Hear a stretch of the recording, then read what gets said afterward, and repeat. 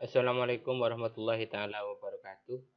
Pada pertemuan kedua ini, yang akan kita bahas ini berkenaan dengan listrik statik, tapi pokok pembahasannya adalah medan listrik.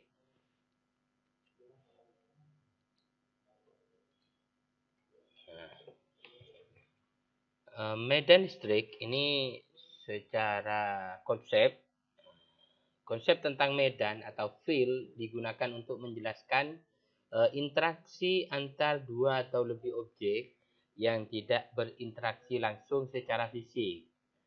Medan dapat dipahami sebagai besaran yang mempunyai nilai di setiap titik dalam ruangan, yaitu berupa fungsi variabel ruang, misalkan ada temperatur, medan gravitasi, medan listrik, ataupun yang lainnya. Dengan menggunakan konsepsi medan listrik, adanya suatu muatan atau muatan sumber Q akan menimbulkan medan dalam ruang. Jika kemudian terdapat muatan lain atau muatan uji Q dalam ruangan tersebut, maka masing-masing muatan akan merasakan keberadaan muatan lain melalui medan listrik ini. Di mana apa yang dirasakan di dalamnya yaitu interaksi berupa gaya Coulomb. Berkenaan dengan deskripsi visual berkenaan dengan medan listrik, yaitu berupa garis-garis medan, di mana medan listrik ini merupakan medan vektor, medan yang memiliki nilai dan arah.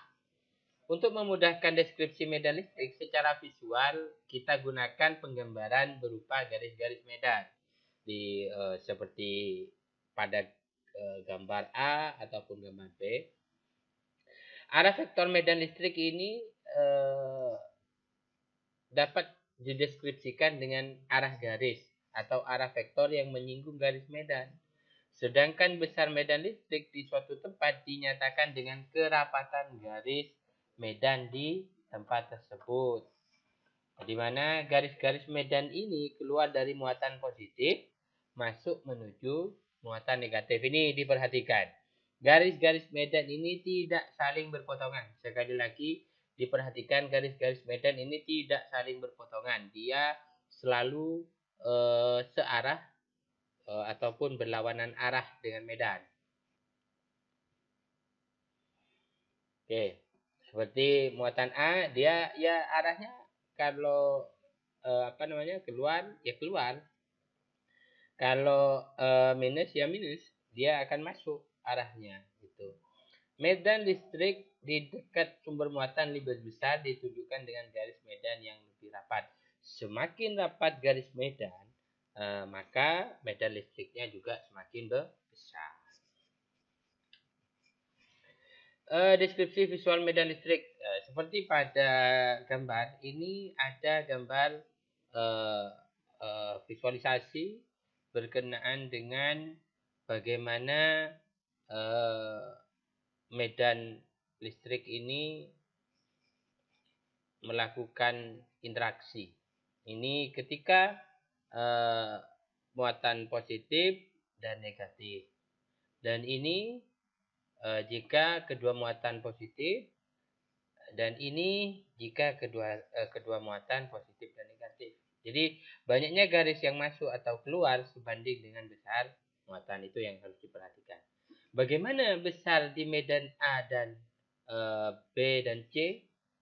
Bisa dilihat. Sini ada medan di A, medan di B, ada medan di C. Bagaimana jenis muatannya dan bagaimana perbandingan besar muatan Q1 dan Q2? Nah, ini yang akan kita bahas. Medan listrik di suatu titik yang ditimbulkan oleh muatan sumber Q sedemikian sehingga jika di titik tersebut terdapat muatan lain atau muatan uji Q, maka muatan uji tersebut akan mengalami gaya Coulomb sebesar F pada Q. F pada Q ini merujuk kepada rumus muatan listrik di slide sebelumnya, di pertemuan sebelumnya, di mana nilai F itu sama dengan K dikalikan Q dan muatan pada medan per R pangkat 2 Q terhadap Q besar, di mana vektor L Q kecil dikurangi vektor L Q besar per absolut vektor R Q kecil dikurangi R Q besar. Medan di titik tempat muatan Q berada pada E pada posisi Q itu sama dengan gaya Coulomb P pada Q per Q. Sehingga berlaku rumus seperti di atas.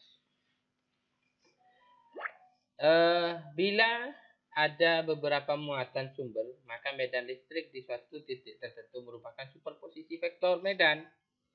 Di mana superposisi vektor medan ini dari masing-masing muatan sumber perlu diingat bahwa medan listrik merupakan besaran vektor. Sekali lagi, medan listrik merupakan besaran vektor.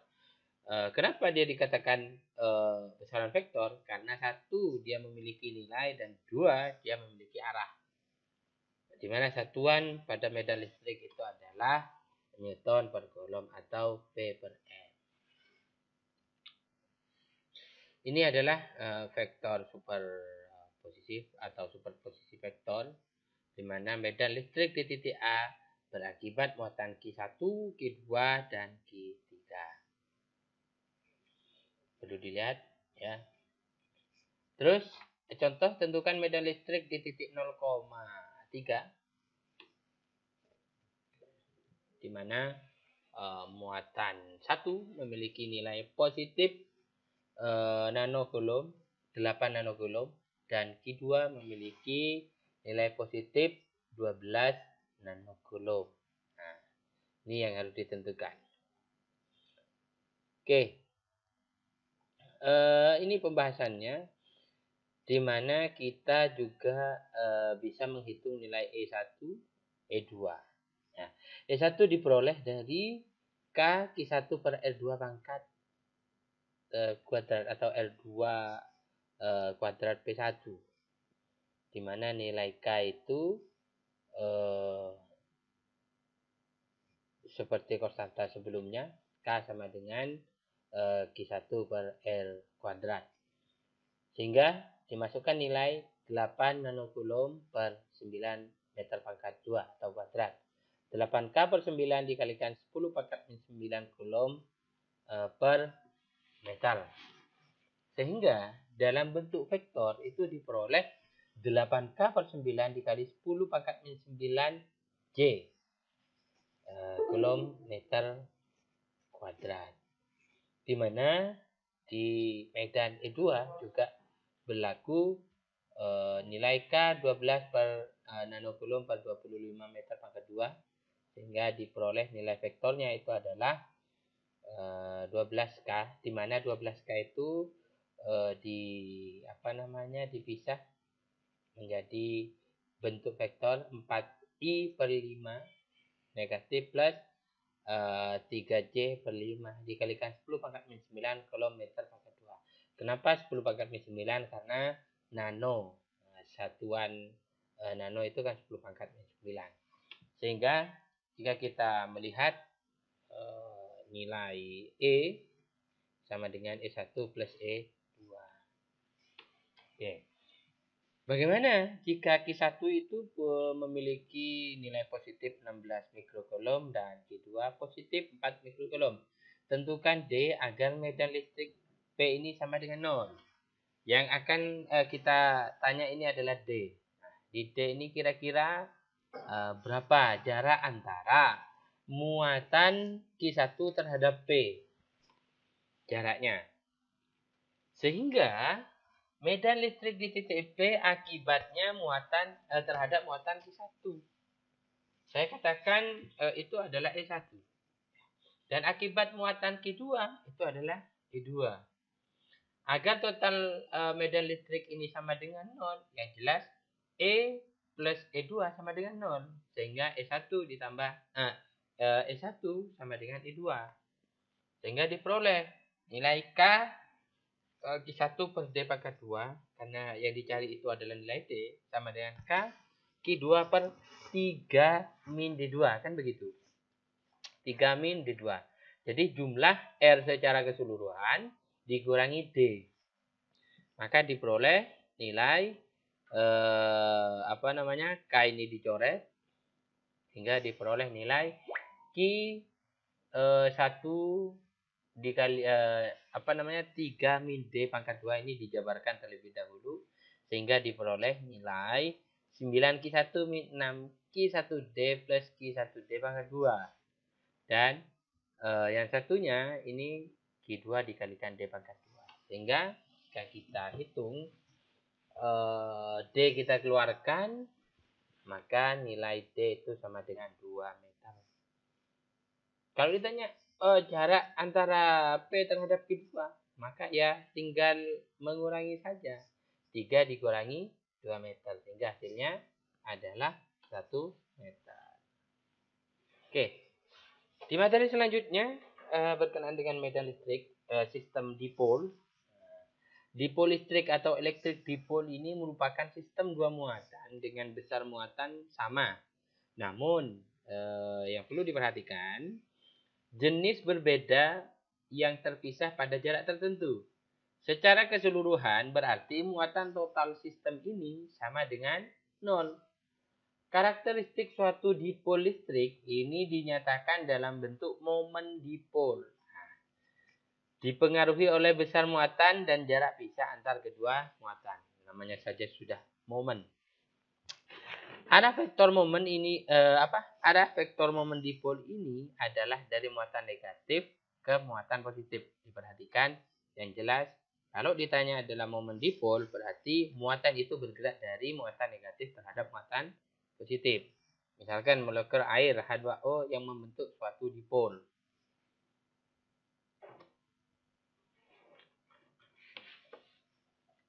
Selanjutnya, meskipun sistem dipol ini memiliki muatan sama dengan 0, tapi sistem ini menimbulkan medan listrik.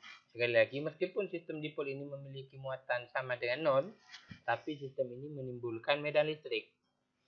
Medan listrik di sumberan titik dapat diperoleh dengan superposisi medan listrik yang dihasilkan dari masing-masing muatan. Misalnya, untuk posisi yang cukup jauh di mana Y lebih besar daripada A dan tegak lurus sumbu dipol. Perlu diperhatikan gambar di mana E itu kurang lebih K sama dengan 2 QA. Ya. Di mana Q ini Q dikalikan A per Y pangkat 3 atau Y kurang lebih K sama dengan QD per Y pangkat 3. Jika ditanya berapa nilai medan listrik di di P, maka nilai IP itu sama dengan min K dikalikan vektor P per Y pangkat 3. Contoh, ini adalah ilustrasi contoh medan listrik dipol menggunakan metode dipol listrik atau elektrik dipol. Bisa diperhatikan. Oke. Selanjutnya berkenaan dengan contoh-contoh tadi nanti akan saya bahas secara detail di kelas agar kita satukan visi di materi berkenaan dengan medan listrik ini. Medan listrik yang akan saya jelaskan selanjutnya ini berkenaan dengan distribusi muatan. Nah, di pertemuan sebelumnya sudah saya paparkan juga berkenaan di distribusi muatan. Tapi di sini ini berkenaan dengan medan listrik oleh distribusi muatan. Yang dibahas di pertemuan selanjutnya berkenaan dengan distribusi muatan. Nah, korelasinya adalah di mana distribusi muatan kontinu dapat dipandang sebagai kumpulan yang sangat banyak atau muatan titik atau disebut dengan elemen muatan, sehingga diperoleh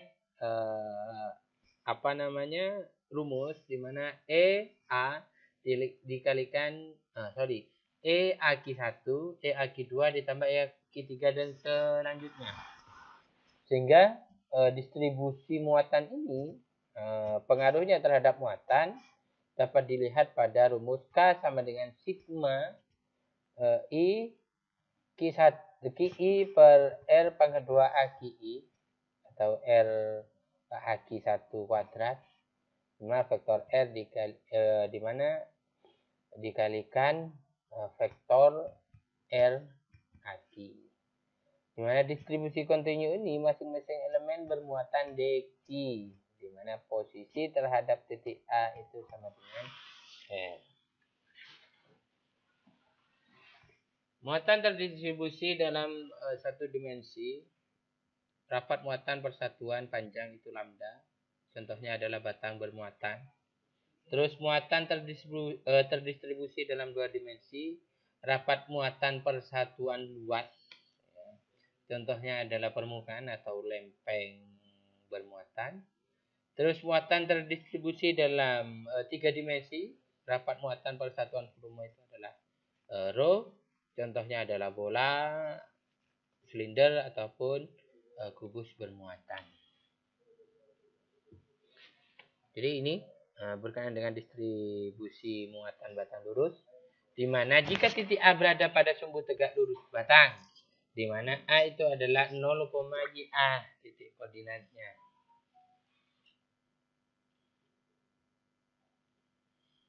Oke.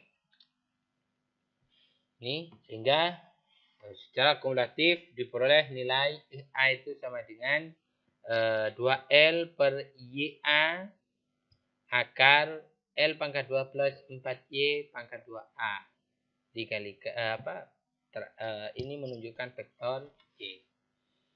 Jadi ini adalah turunan rumus yang perlu diperhatikan, di mana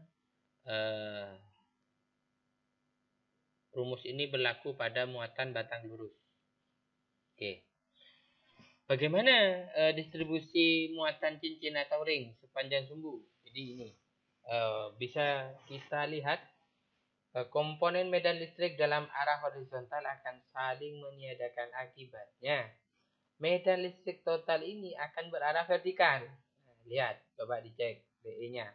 DE dia pasti akan berarah vertikal ke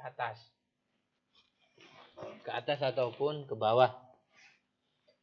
Di mana nilai E-nya diperoleh seperti pada slide saat ini. Manakah itu adalah QZ per R pangkat 2 plus Z pangkat 2 pangkat 3 per 2. Terus distribusi muatan cakram.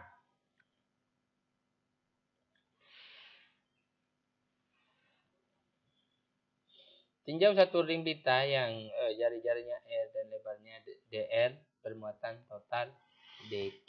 Nah, ini.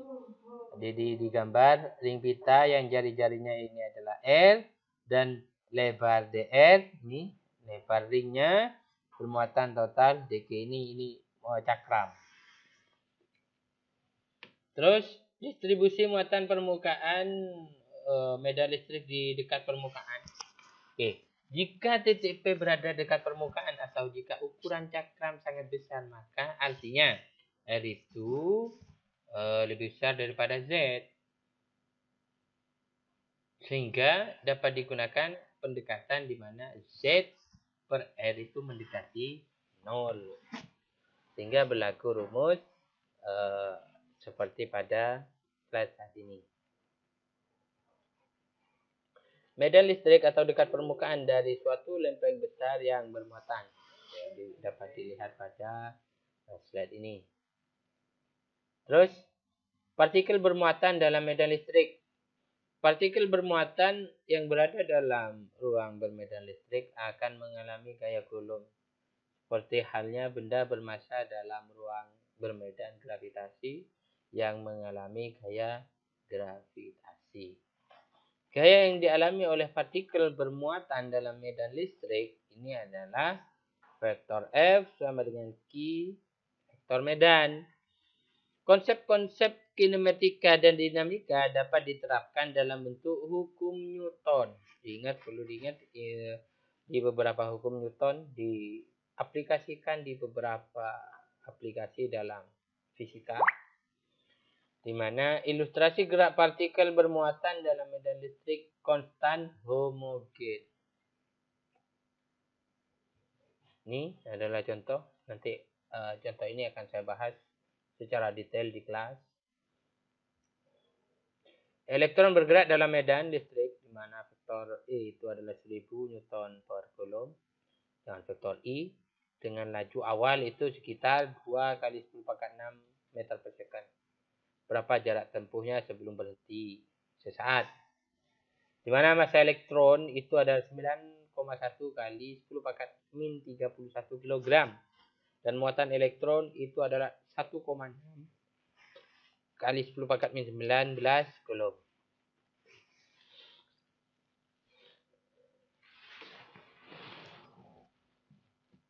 Jadi elektron mengalami gaya Coulomb itu di mana vektor F itu adalah elektron negatif dikalikan vektor E, di mana percepatan gerak elektron itu diperoleh dari F per M. Nah, ini hukum Newton 3 ini. Di mana ada gaya aksi pasti ada gaya reaksi. Di mana percepatan gerak elektron itu atau A vektor sama dengan min E medan per M dengan vektor I, di mana kinematika gerak benda itu sama dengan V pangkat 2 V pangkat 2 plus 2AF, di mana S itu diperoleh dari V pangkat 2 dikurangi V0 pangkat 2 per 2A. Jarak tempuh yang ditempuh elektron sampai berhenti sesaat diperoleh S sama dengan min VO pangkat 2 per 2 min E per M. Sehingga tinggal memasukkan beberapa kecepatan yang sudah ditentukan hingga diperoleh hasil 1,14 kali 10 pangkat 2 cm. Dipol dalam medan listrik. Nih. Bila dipol listrik berada dalam ruang yang bermedan listrik, dipol tersebut akan mengalami momen gaya yang akan membuat momen dipol sejajar medan listrik. Seperti lihat di ilustrasi pada gambar, ya, di mana momen gaya pada dipol itu diperoleh vektor tau sama dengan vektor L dikalikan vektor F atau vektor D dikalikan Q atau dikalikan vektor E, dan bisa dirumuskan juga vektor P dikalikan vektor E. Jika dipol berputar dengan sudut d theta, maka usaha yang dilakukan oleh medan listrik itu adalah dW sama dengan negatif tau d theta atau berlaku negatif P dikalikan medan sin theta d theta.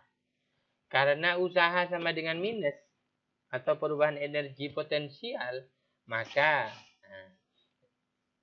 berlaku DU sama dengan minus DW atau PE sin theta d theta. Jika dipilih theta awalnya itu adalah 90 derajat dengan energi sama dengan 0, maka U itu diperoleh dari min negatif P dikalikan E cos theta atau vektor P dikalikan vektor E. Ini energi potensial dipol dalam medan listrik. Kalau yang ditanyakan adalah energi potensial. Ini contoh. Molekul air H2O dalam keadaan uap mempunyai momen dipol listrik sebesar 6,2 kali 10 pangkat min 30 km. Berapakah momen gaya maksimum yang dialami molekul tersebut jika berada dalam medan listrik 1,5 kali 10 pangkat 4 Newton per Coulomb? Berapakah usaha yang diperlukan untuk mengubah orientasi dipol dari sudut 0 derajat menjadi 180 derajat? Seperti pada rumus sebelumnya, jadi nanti kalau misalkan kalian kurang paham bisa ditanyakan di kelas, di mana T maksimum, tau maksimum itu diperoleh dari P dikalikan I. Sehingga jika kita memasukkan nilai P itu sekitar 6,2 kali 10 pangkat min 30 km dan nilai E medannya itu 1,5 kali 10 pangkat 4 newton kolom. Sehingga ketika dua nilai ini dikalikan diperoleh nilai 9,3 kali 10 pangkat min 26 newton. Jika kita yang ditanya adalah usaha, maka sesuai dengan rumus yang ditanyakan kan berapakah usaha yang diperlukan untuk mengubah orientasi dipol dari sudut 0 menjadi 180? Berarti energi potensial di derajat 180 dikurangi energi potensial di derajat 0. Kan begitu. Sehingga diperoleh min P dikalikan medan cos 180 dikurangi minus P E dikalikan cos 0. Sehingga diperoleh 2BE. 2BE itu kan tinggal kita mengalihkan saja. Sehingga diperoleh nilai 1,9 kali 10 pangkat 25 J. Nanti secara detail dijelaskan di atas. Oke, di sini ada latihan untuk kalian, bisa kalian kerjakan di rumah masing-masing. Nanti saya minta di kelas sebagai bentuk evaluasi diri untuk kalian semua, dan akan saya bahas secara detail, secara lengkap di kelas. Tinggal kalian mengeksplor dari materi-materi. Itu saja. Terima kasih yang sebesar-besarnya. Kurang lebihnya mohon maaf. Akhiran bila taufiq wal hidayah. Wassalamualaikum warahmatullahi wabarakatuh.